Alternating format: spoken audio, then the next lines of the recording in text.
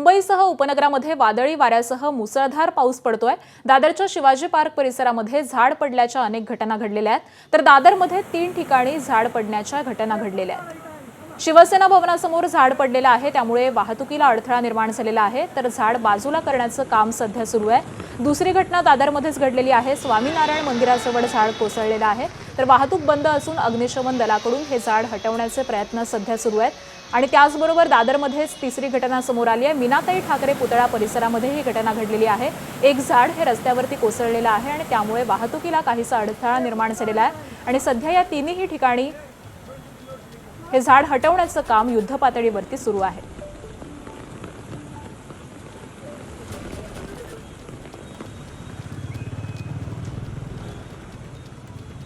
अंधेरीतील चारबंगला मार्केटमध्ये वादळी वारा आणि पावसामुळे मोठं झाड कोसळलं। मच्छी मार्केटमध्ये विक्री करणाऱ्या महिला या दुर्घटनेमध्ये थोडक्यात बचावल्यात। महाराष्ट्र नवनिर्माण सेनेच्या कार्यकर्त्यांनी त्वरित धाव घेऊन संबंधित झाड बाजूला करून रस्ता हा मोकळा करून दिलाय।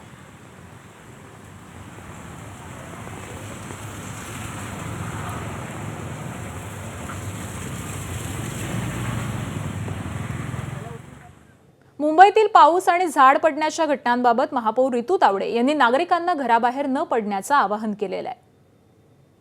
अनावश्यक घराबाहेर पडणे टाळा। अतिशय तातडीचे किंवा आपत्कालीन काम असल्याशिवाय कृपया आपण घराबाहेर पडू नका। आपल्या घरातच आपण सुरक्षित राहा। रस्त्यावरील वाहतूक कोंडी आणि पाण्याचा निचरा होण्यास लागणारा वेळ लक्षात घेता शक्यतो प्रवास टाळा। कुठेही झाडाखाली उभे राहू नका, कारण वारे वेगवान असल्यामुळे झाडे किंवा त्याच्या जड फांद्या ज्या आहेत त्या कोसळण्याची शक्यता किंवा धोका या ठिकाणी असू शकतो। आपली वाहने मोठ्या झाडाखाली, जीर्ण भिंतीजवळ किंवा विजेच्या खांबाजवळ पार्क करू नका।